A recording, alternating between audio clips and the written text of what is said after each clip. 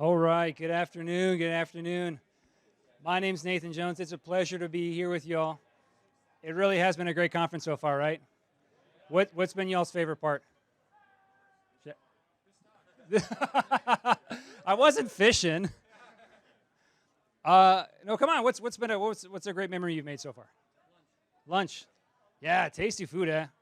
Helen's done a really great job of sourcing really tasty local food. What else? Low power consumption. Yeah, Joey's talk yesterday. Yeah, there were a lot of great optimizations in there. Definitely. What else? Yeah, so many cool projects. So many cool projects. New people, absolutely. Yeah, same. I met someone. Yeah. I met someone yesterday. They gave me this cool NFC tag. Now I'm really excited to play with NFC stuff, which is cool. Yeah. It's been great. I'm really excited and more than a little bit nervous to be bringing you this talk here. But hopefully, by the end, I can start to convince you to replace these pieces of software with this extraordinary piece of software.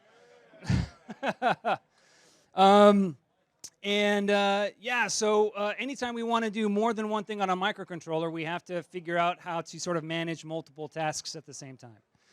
And with the prevalence of these sort of commercial level real-time operating systems on the left, you would think that those are sort of the fait accompli, that those are what we reach for when we need to multitask. And the little superloop kind of gets shoved to the side. But I want to build the case to you that the superloop has a much bigger place potentially in our multitasking, that there's a lot that we give up when we move to preemptive RTOSs. Okay, so what I want to do today is set the stage a little bit, talk about why we care about schedulers, what services they give us. And then the two main sections in the middle here, we're going to talk about what sorts of things we give up when we decide to use a real-time operating system, a preemptive real-time operating system. And hopefully I'll sufficiently scare you that those are awful, unless we really need them.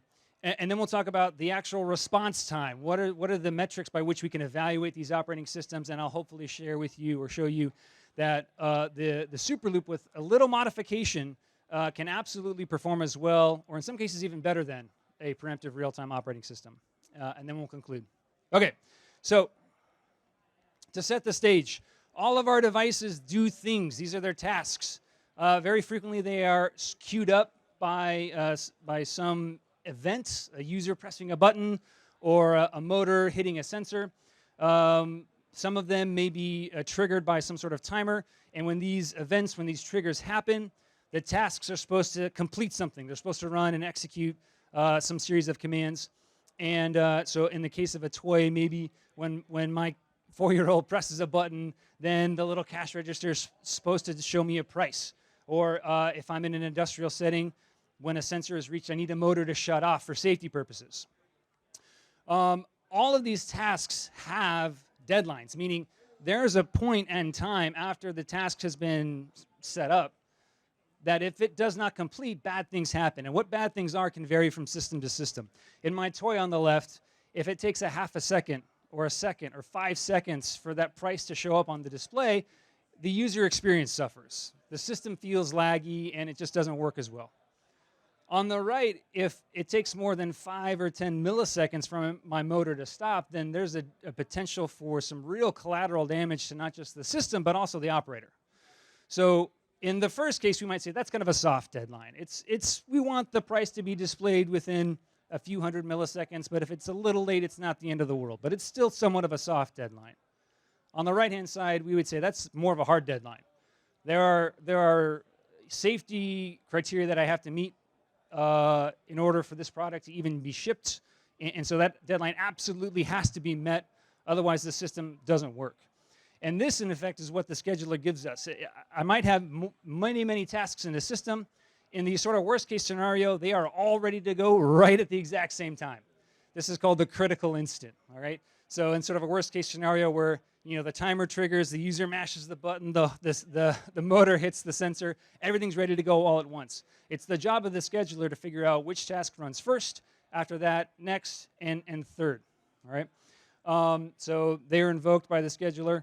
They all have to complete by their deadline. Now a simplification, which in many cases works out, is that the tasks, their deadline, the time when they have to be complete, is simply before the next time the task might run. In the event of a task that's triggered by a timer, then the task just has to complete once per period. But even for event-driven tasks, what we call sporadic tasks that aren't necessarily timer-driven, we can, at least for the purposes of our analysis, assume that that task is periodic with a period of the fastest inter-arrival time. So the fastest time I might expect this task to get queued up. Right? If I'm writing a piece of my software to respond to keyboard presses from a user, I don't exactly know how fast those can arrive, but I can make a fair approximation based on the fastest typist typing at 200 words per minute or something like that, and use that as kind of a metric. Well, okay, the fastest I think I might expect this task to run is once every 100 milliseconds or something like that. Okay, so this is a timing diagram. We'll see a couple of these today. I've got my tasks listed on the y-axis here, and then time kind of increasing to the right on my x-axis. The vertical green arrows, these mean this task has become ready to run. It's waiting for this scheduler to give it access to the CPU in order to run. And for the most part, that task needs to complete before the next green arrow. Otherwise, our quote-unquote bad things happen. In some cases, the tasks need to complete prior to the next period. And in that case, you might see a little downward-facing blue arrow to indicate that that's actually the deadline for that task. So let's imagine a simple system, tasks A, B, and C. Here's sort of some pseudocode that demonstrates how we might set this up using a preemptive RTOS. For most of these, what I'm going to do is sort of create these tasks and assign them a priority in my main loop, and then the very last thing I do, more or less, is start my scheduler, and usually doesn't return. Inside most of my tasks, I've got an infinite loop that does what I want that task to do, and then the operating system provides me with a whole bunch of primitives that I can call to kind of manipulate my task, to set delays, to give or take semaphores, to add things to queues or receive them from queues. This is the super loop, or since it's got a little modification, I'm gonna call it the super duper loop. All right, so you can see down at the bottom, I've got my while one loop, I've got my infinite loop, and the code at the top is setting up my tasks variable, g_tasks, which is a large integer that has a bit position for each of my tasks, and the bit positions are set when a task is ready to run. So other code in my system here, the timer ISR or my button ISR, are setting the bits in my g_tasks variable. In my infinite loop, I'm checking if any of those bits are set. If they are, I run my task. But most importantly, I'm not just sort of checking each of these tasks sequentially from one to the next and then starting back up to the top. You'll notice I've got them all embedded in a chained if statement. All right, and this is very important because this establishes priorities. So if my system is running task A, if that first if statement is true, it'll run task A. It doesn't automatically go to task B. That part of the if statement evaluated as true, so the code jumps to the bottom, which is the end of my while loop, so it starts over at the top again. If task B is ready to run, but task A has also become ready to run again, then task A runs again. So this small change in feature that establishes priorities significantly improves the response time of my scheduler here, and we'll see mathematically how that happens in a couple of slides. But those are the two kind of schedulers we're going to look at. A couple of critical assumptions that we're going to make, which do not match reality, and I'll be honest with you, it's rather infuriating because you're not going to design a system that actually meets all these criteria. But these are the assumptions we have to make in order for the math to not be crazy gross. And for the most part, what we're going to do is by saying we're going to use these assumptions when we derive our math, at a minimum, this sort of helps set kind of the bar that we're trying to shoot when we design our scheduler. Okay, so let's talk about why preemption is a problem. And the reason is race conditions. All right, a couple of jokes up here for you. Yeah. So it seems really nice because I can write my code and just sort of not worry about what the rest of the system is doing. But as humans, we don't think think in that way. We think sequentially. I think it's why we write really good code, but it's really hard to think about all the ways that our system interacts. Writing preemptive code is sort of like designing a little highway system that looks like this. 99 times out of 100, those cars are not going to collide, but there's no protection guaranteeing that they won't. So one time out of 100, just because the system allows it, they're going to bang into each other. One of my favorite books, Peak Performance, the author said, most studies show that only about 1% of the human population can multitask. Chances are that's not you, that's just how statistics work. And like we'll see in a couple of slides, allowing this preemption and trying to identify where these race conditions are is really difficult. Here's a 1995 era example of the difficulty of multitasking and making sure I don't have race conditions in my code. Anyone play any of the Dr. Brain games? One, okay. Yeah, this was the fun. Okay, so then this needs a little explanation. So these were Dr. Brain was like a set of logic puzzle computer games to sort of just train your brain lumosities, basically the same thing now, okay? In this game here, you had little colored balls coming out of one port, and you, the child playing the game, can switch which way the tracks go. And so then there'd be a color on the receiving port, and you had to make sure that the right colored ball got to the port when that color showed up. And so you're managing all these little track switches to make sure that balls that are coming out are rerouted or directed aside before they get to the end. And it's a lot, even just like having 6 balls on the screen and like 4 tracks to manage is a lot. Oops, that's going the wrong way. Okay, so race conditions, not only are they hard to keep out of your code when we allow preemption, they're really hard to debug once they're in there. I'll give you an example. Actually, I'll give you 3. Here's a game for us. Let's see if we can identify the race condition. This is a snippet of code that's modeling a bank transaction. We'll assume it's running in a multi-threaded environment, so I've got multiple tasks that can preempt each other, and I'll call this code. There's a race condition here. There's a problem. Can you see it? What's up? All the math is divisible. Is that what you mean? What's that? Yes, time of check to time of use. Okay, so on almost every processor, those increment operators are going to get implemented as read, modify, writes. Right? The actual machine code might look like I'm pulling a value out of memory into a register, I'm operating on that register, and I'm storing it back. All right? So if one thread starts executing this function, it pulls in a value from the user's account, it adds some value to it. It's about to update the user's balance with this value 350. Right at that exact moment, a higher priority task runs, thread A.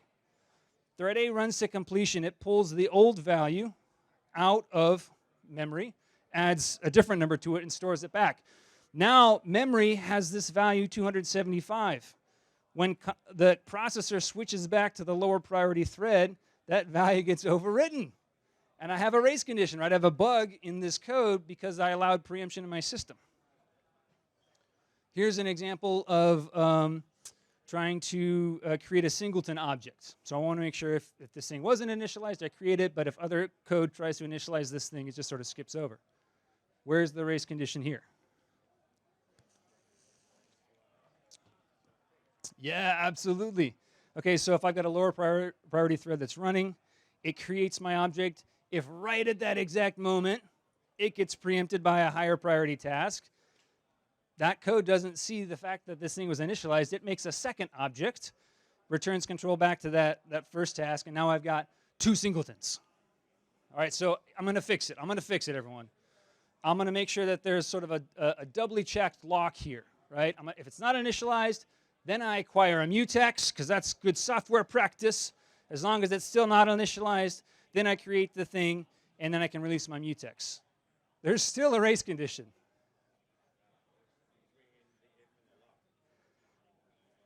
Between the first 2? Right here? There might be. That's not the one I was going for. But I'll not try to live code. What's up? Say it again.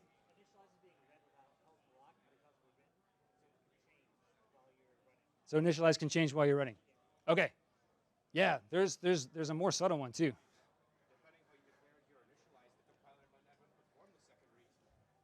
Oh yeah, if I'd optimized, maybe it's not even doing the second read. Yeah, yeah, and so all these could be true. The one I'm going to show you is kind of along these lines. Optimizing compilers might realize or might see this code and think that there's no relation between the object and the initialize. So it might reorder them for the purposes of performance, at which point I'm setting my flag variable before my object's created. So now I might have a thread that runs. It successfully makes its way all the way here. It's acquired the lock. It's good to go. It sets initialize to true before the object has been created. Now a higher priority task runs. It thinks the object's been initialized because initialize was set to true. And it's trying to operate on something that hasn't been created yet.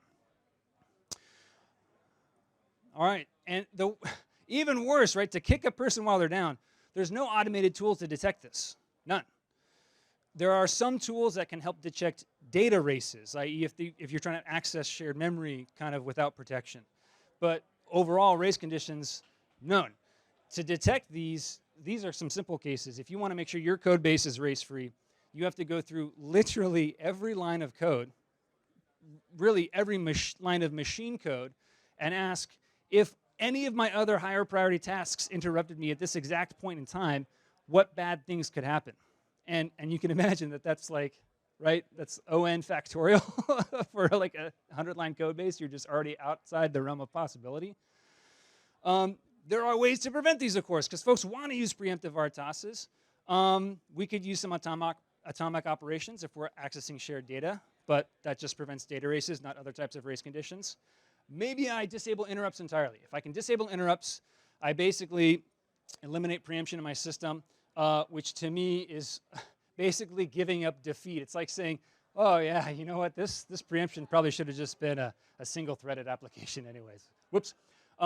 We can protect shared resources with mutexes, but then once we have mutexes in our system, we have to worry about deadlock, live lock, priority inversion. And to me, that's a little like, don't worry about it, I fixed it. It's safe now, I got it. All right, so not only are race conditions hard to keep out of your code once you have allow preemption, they're hard to find and debug once they're in there, and any solutions you introduce sometimes cause more problems than the original thing you were trying to fix. It's interesting to me that a single-threaded system effectively would eliminate all of this, right? A single-threaded system would only allow a single task to run at any time. There's no possible way for these two cars to both be driving at the same time on a single-threaded system and to crash. And so that like categorically kind of fixes the issue. So regardless if you choose to program some super-duper loops later on, what I hope you walk away with from this section is that preemption, this is it's a little scary thing, right? I'm walking around with a loaded foot gun here. So if I choose to use a preemptive scheduler on my system, I really need to know what I'm doing. I need to be aware of the fact that there's possibly hidden race conditions in my code that I can't detect. So I have to be really rigorous about trying to make sure that those are not in there in the first place. And if I don't want to deal with all that nonsense, maybe I go back to my super duper loop. Okay, so RTOS is really scary. They do some cool stuff though. But hopefully when we look at the actual thing that the scheduler is supposed to do for us, when we analyze the response time, you'll see there's a lot of cases where this super loop is plenty sufficient. All right, so let's go back to my little timing diagram here. I mentioned that these tasks, they all need to run before their deadlines, because if they don't, quote unquote, bad stuff happens, all right? So that's our metric, right? Here's my little pseudocode in the upper right-hand side. If the worst case response time for my task is less than all of their deadlines, then we say my task set is schedulable, all right? The worst case response time is the longest amount of time it might take my system to complete executing a specific task, just under all cases, okay? So in this case, right, like the second task here, play sound, has a worst case response time that's the longest out of all of the three, because my scheduler has decided to run the other two tasks first. So let's look at how we might calculate the worst case response time for a task using a preemptive RTOS. All right, so here's a sample task list, ABC. They've got their priorities there. They've got execution times in that third column, and the rates at which they are all need to run in that fourth column. And you've got a timing diagram at the bottom to show you how a system, a scheduler, might execute those tasks once they were all released at that critical instant. All right. So here's my formula, which on the I'll start on the right. So we're saying that the worst case response time for some task J, at a minimum, all the way on the right hand side, it's going to take its own execution time. Right. So the worst case response time of any task is at a minimum its execution time plus this term in the middle. And this term in the middle says I might have higher priority tasks that preempt me as I'm running. All right. So for all tasks from 0 to 1 lower than me, right? So this is essentially saying for all higher priority tasks than me, I'm going to calculate the ceiling. This is the ceiling operator, not the bracket. The ceiling of how often that task, how much time I have, my worst case response time, divided by the period of that higher priority task. I'm going to use my laser pointer here, actually. Okay, so if I assume that the worst case response task for something is 10 milliseconds, and I've got a higher priority task that runs every 5 milliseconds, well, then that task is going to run twice. Right? It's going to run twice in that time when I want my lower priority task to run, so I have to account for both execution times. All right, so this term here is saying out of all the time that however long it might take me to execute my task, how many iterations might I expect of a higher priority task, and then multiply that by the higher priority task's execution time to figure out, sort of recursively how long it might take to execute something. Let me give you a little example. So using this thing here, let's see if let's say I'm trying to find the worst case response time for task C, the lowest thing in the system. All right, we'll make the very optimistic assumption at first that it executes in exactly its execution time, so 10 microseconds. So let's say on the left here, we're going to assume that it takes 10 microseconds. That's the worst case response time for this thing. In that 10 microseconds, I've got task A that runs every 5 microseconds and task B that runs every 10 microseconds that are going to add some amount of execution time to this thing. So at this point, we would say, okay, I got that first guess wrong. Right? It definitely takes longer than 10 microseconds to run task C, because even if it started at time 0, while it's executing, task A is going to run twice, task B is going to run one more time. It's going to take longer than 10 microseconds to run this third task. So let me update my guess. Let me guess that it's going to take that 14 microseconds to run task C. All right? In that time, now task A potentially runs 3 times, and task B potentially runs 2 times. So they're going to, as this thing gets longer, right, there's more opportunities for the higher priority tasks to kick off, so the worst case response time sort of gets kind of worse and worse, and hopefully it reaches some limit.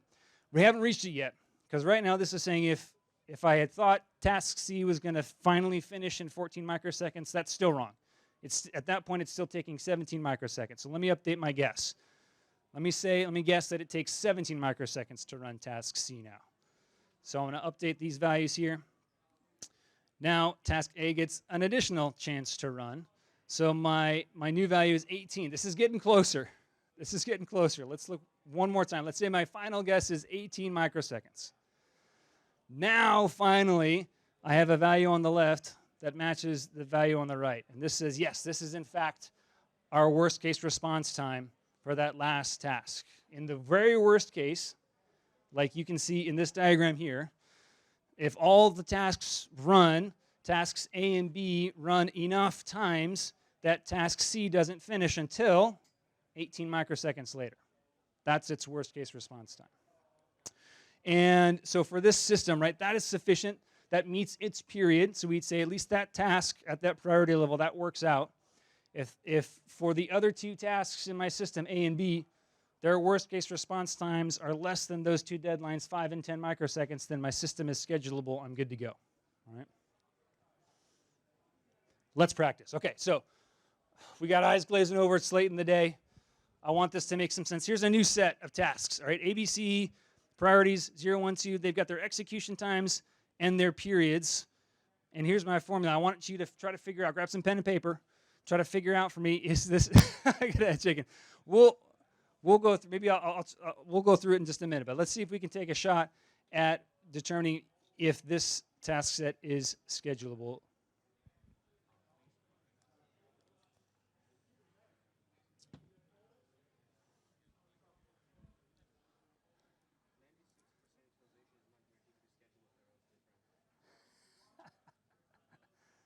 It's terrifying giving this talk with you in the audience, Dimitri. Got to tell you that, dude.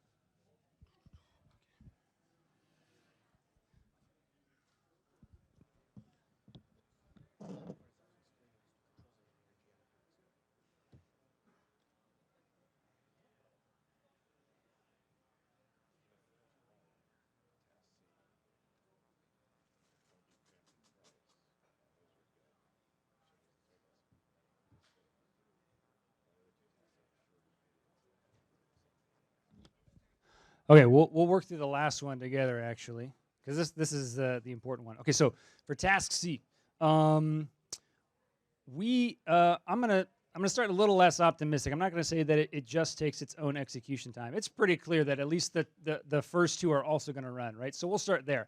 We'll say we assume that task A runs once, task B runs once, task C completes in 6 whatevers. Okay, so I'm gonna assume 6 up here. And this is 3 for my task C. Okay, so then this is gonna have, I'm gonna have 2 terms here, right? Task A runs once every 5 whatevers and has an execution time of 1. All right, so that would be the ceiling of 6/5 would be 2. 2 times 1 is just 2. And for oh no, oh it all went away. Sad. Okay.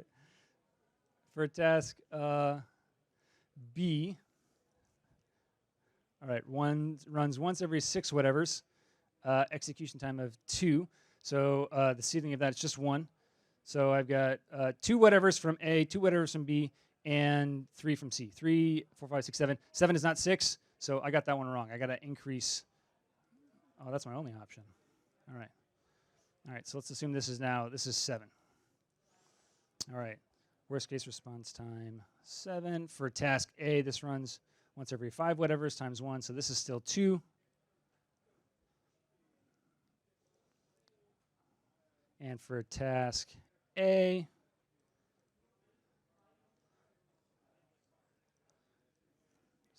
for task B, 7/6 times 2.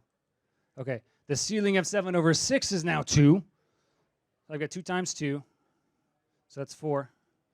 Okay, so 3 plus 4 plus 2, that's 9. So I'm going up, right? My last guess is 9. Forget, I'm trying to do this with the mouse, you know.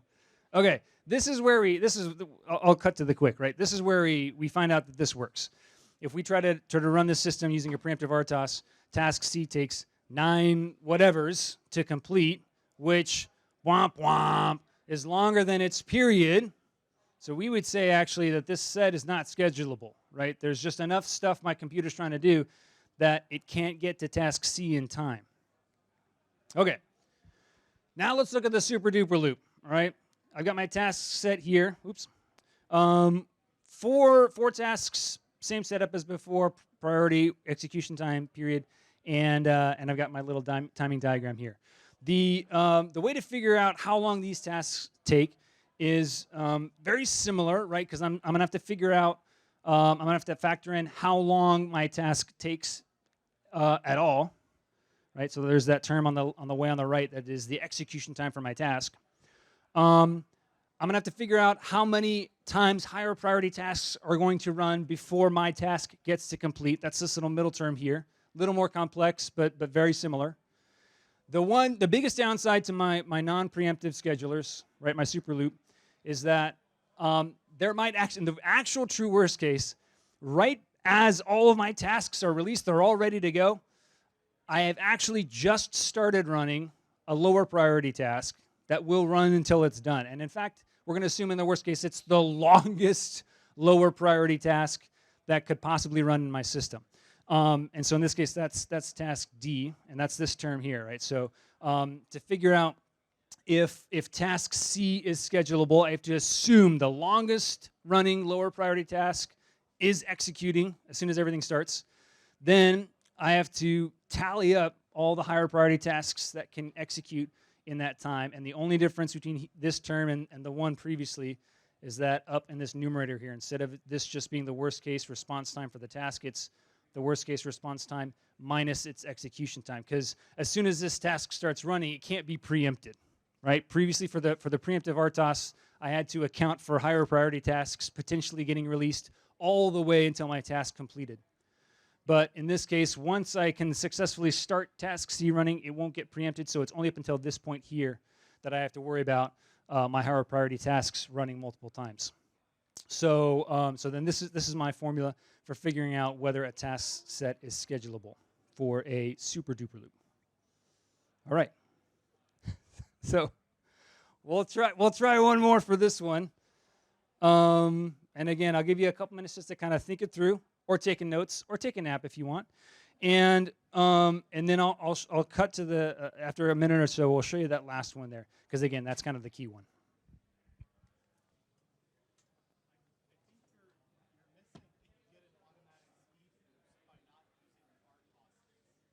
That's right. I have not accounted for context switching.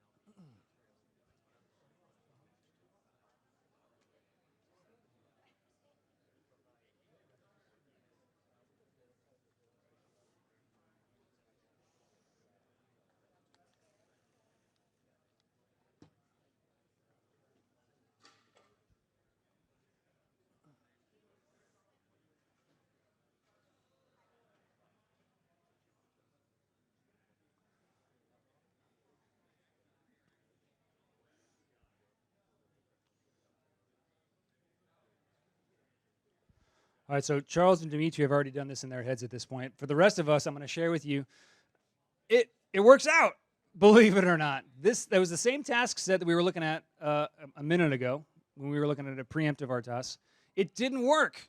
If I had tried to schedule that task set using ThreadX or using FreeRTOS, I would have found delays in my system. Right, task C would have got pushed. It would not have met its deadline. If I'm using the superloop, holy poop, folks! It works, and it's not an accident. I mean, although it's a function of the fact that right when task B wants to run here, or sorry, task C, the RTOS will force it to be preempted, even though the higher priority tasks, they have some lacks. The super duper loop, it's kind of a nice thing that once the task C starts running, it's just going to run to the end. And yeah, that does delay the higher priority tasks a little bit, but at least in this system, we have that ability. It's the result of the fact that there's zero equivalence between these two equations. And so to me, this is cool. This is really mind-boggling. I feel like we build systems with the super loop, and then we move on to RTOS, so we're like, yeah, that's little baby work, right? And it's not, right?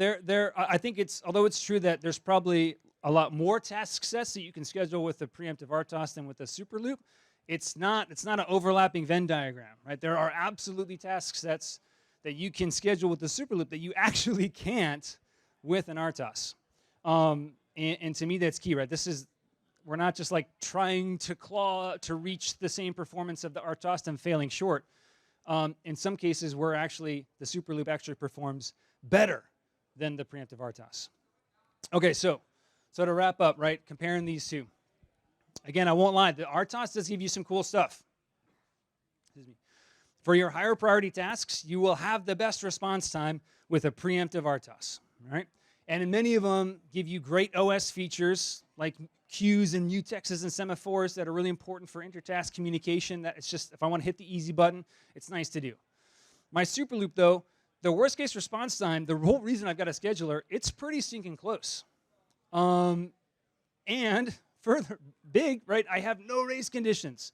I undercut myself a little bit if I'm using interrupts, but I can kind of like, I can at least, you know, compartmentalize that specifically enough to minimize those race conditions.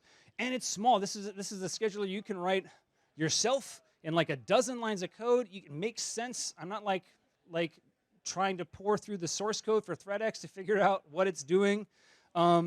It's small. It's simple. It doesn't require porting. I think there's a lot to like about this. If I've whetted your interest, this talk was based on a series of blog posts I wrote for Embedded Related, where I go much deeper into how you might implement this on a real system and a couple other schedulers to consider. Let me ask you this. We'll end with this question here. I got one summary slide at the end of it. What are your thoughts? Are some of us like, nah, man, I'm still going to use free RTOS every day?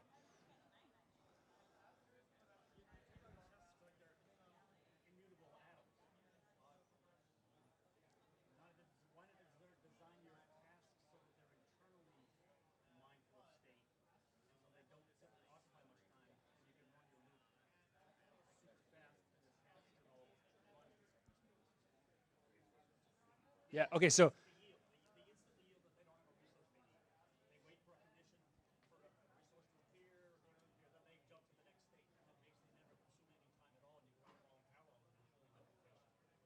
yeah, okay, so the question was, why don't I make sure my tasks aware of the system load and they can yield to a different task if they don't have the resource they need or if they're running out close to it.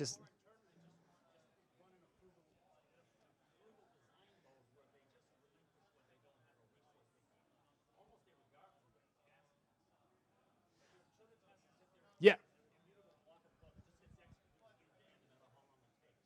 Well, also, so when I'm talking about the execution time for the tasks, yeah, the worst case is the key part there. So this is, you know, if I want to make sure that none of my tasks miss their deadlines, I have to assume that every other task is executing the absolute longest code path where it still has the resources it needs. But other than that, if a system doesn't have a resource, yielding somehow is absolutely good design practice. The only other thing I'll say about techniques like that are they can intuitively seem absolutely viable and intractable to prove mathematically. And so there's a lot of research on how to prove this. To me, the whole reason why we do this is to prove that our system works. So there's a lot of techniques that can seem like they work and they make sense, but then you lack the ability to actually prove that. But I mean, it's great idea. Yeah.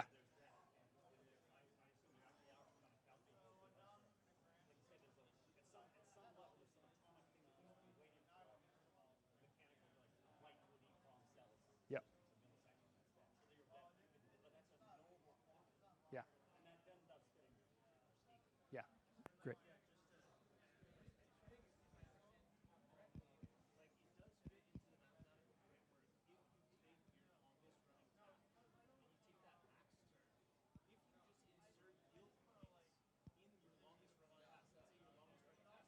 Yeah. Yeah.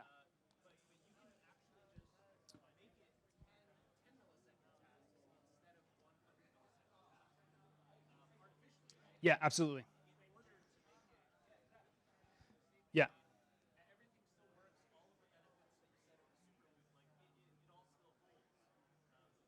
Yeah, absolutely. And in the article series, I talk about basically implementing. It's essentially a state machine, right? Where I'm reaching a point where I feel like I've executed enough, and I want to yield back to the scheduler. If those are at specific points and they happen deterministically, then I can incorporate that. And exactly like you said, that the equation doesn't get any more difficult. If I do or don't take yield paths based on the task's perceived system load, then it becomes intractable to figure out whether the system actually meets its deadline or not, because the tasks will or won't based on like ephemeral conditions. Yeah.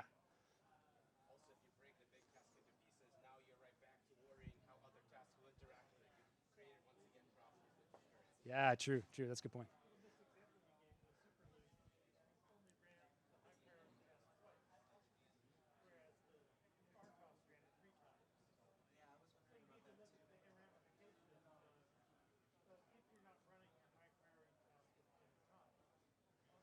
Is this the right slide?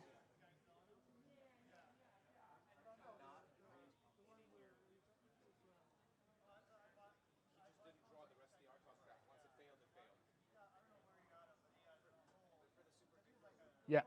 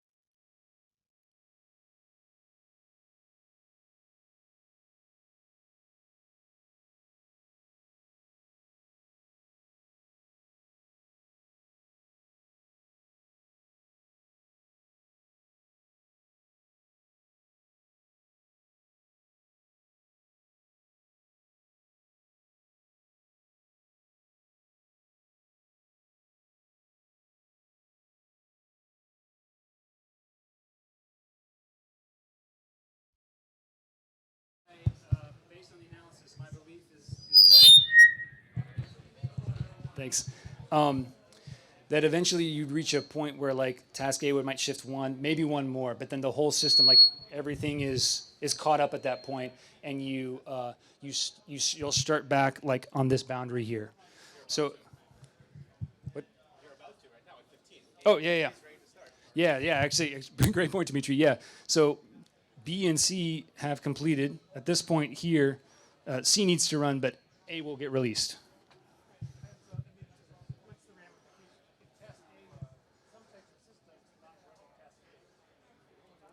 Yeah, so in that case, so we're making the assumption here that task A has to run every 5 whatevers, and that it's totally fine as long as if it can run anywhere within those 5 whatevers. Its deadline is simply the start of the next period. So if I had like a sensor loop, okay, so like there's a lot of PID loops where I can't have that much jitter in my sensor reads. Like the amount of time between taking sensor readings to feed my PID loop has to be consistent, otherwise my sampling rate goes skewy, right? In those cases, we might say, okay, I'm sampling every 5 whatevers, but it has to be done within 1 microsecond of when that task is released to keep that jitter really low. In that case, we would have like a little blue downward arrow here, and that would change the analysis a little bit. And it might be in that case that like this specific system does not become schedulable, but in that case, I have to sort of reevaluate my system a little bit.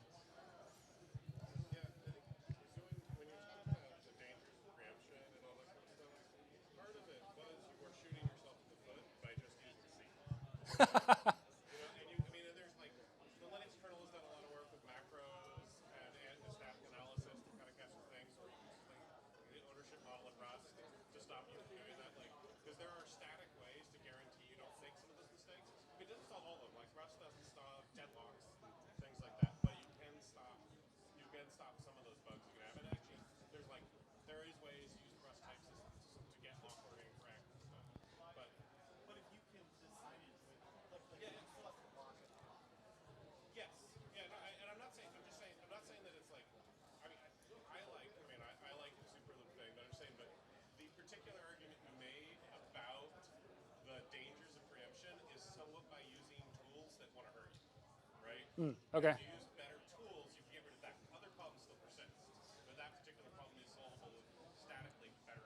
Yeah, well, I would say a big part of race conditions are data races, and those we've got some good tools for. Not definitely not all of the race conditions are data races, because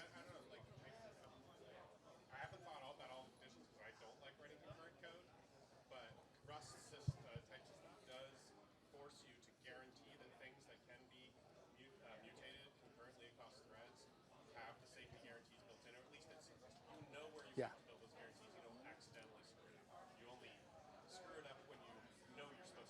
Yeah.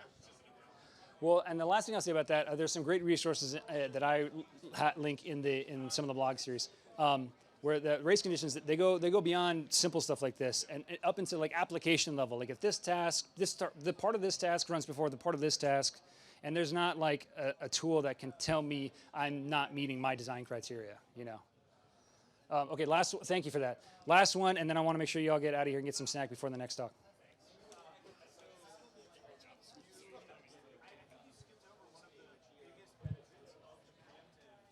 Okay.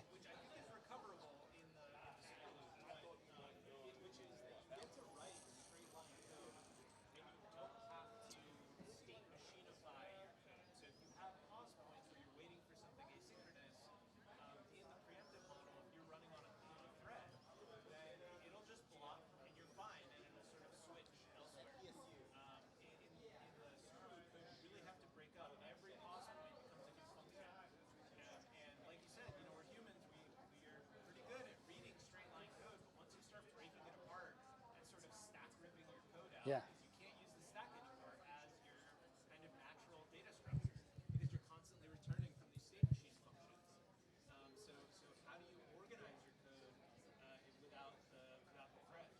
Yeah, so the point was another great use of the RTOS is the ability to just write what I want my task to do and then let the scheduler figure out when that task needs to be preempted at runtime. I don't have to sort of manually figure out where I want my yield points to be. I think it's a great point.